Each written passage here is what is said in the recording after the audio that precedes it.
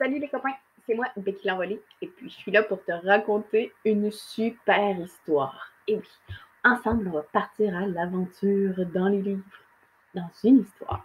Et oui. Et puis aujourd'hui je te raconte Gros ours courageux qui est écrit par Nick Blend. Allons voir comment ce gros ours est-il courageux. Ça commence comme ceci. Dans la jungle, touffue et humide, au bord d'un marécage, Gros ours penché sur une bûche cueille des baies sauvages. Et salut, fait Boris le buffle qui vient de surgir d'un trou d'eau. Gros ours perd l'équilibre et tombe sur le dos. Oh, je ne voulais pas t'effrayer, dit Boris en souriant.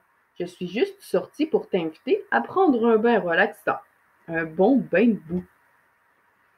Tu ne m'as pas fait peur, ma foi, répond Gros ours, un peu vexé. Je suis aussi courageux que toi et rien ne me fera reculer.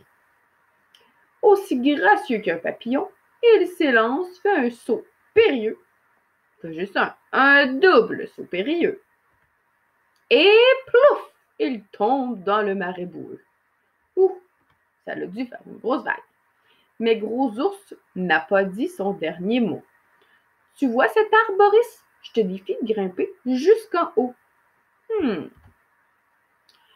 Gros ours grimpe alors au plus grand arbre de la forêt. Il est très surpris, car Boris le suit de très près.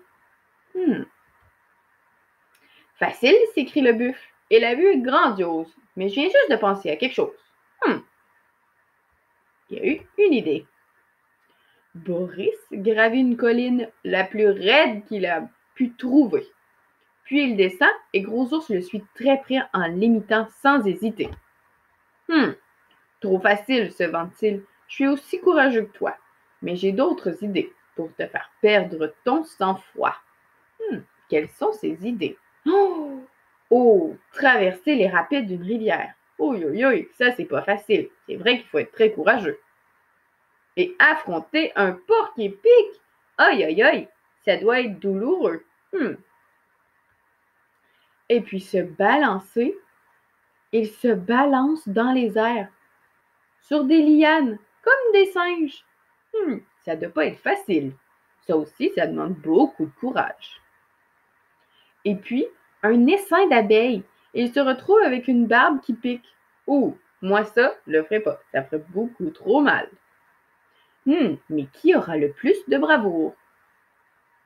Est-ce Boris ou Gros ours? Mais ils arrivent devant une grotte. Noir comme un four. C'est affreusement sombre, dit Boris, un peu anxieux. Gros ours ajoute d'une petite voix, je trouve que c'est trop silencieux. Y a quelqu'un? Lance-t-il avec effroi. Je pense que les deux ont un peu peur. On devrait peut-être attendre, propose Boris timidement.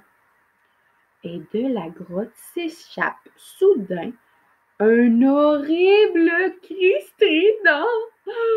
Gros ours et Boris ont la peur de leur vie. Ils décident de ne pas entrer et ils s'enfuient. Les deux ont eu peur. Je crois que le courage, il était parti. Ils foncent dans la jungle et plongent dans le marais sans hésiter. Mais de la grotte sort alors une petite grenouille orangée. Elle est toute petite. Je ne voulais pas vous effrayer, dit gentiment la grenouillette.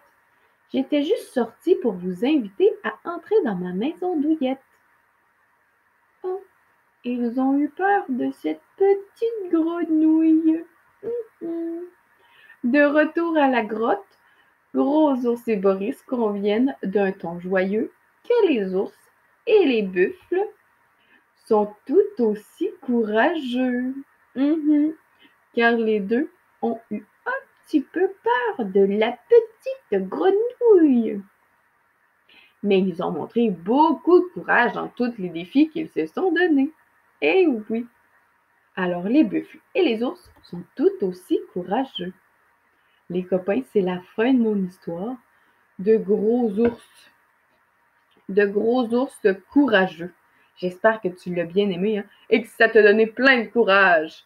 Mais va pas dans les essaims d'abeilles. Ça, c'est une mauvaise idée. Et les copains, je te souhaite une belle journée remplie de courage. Et on se voit une prochaine fois pour une autre histoire. Gros bisous et à la prochaine. Bye bye.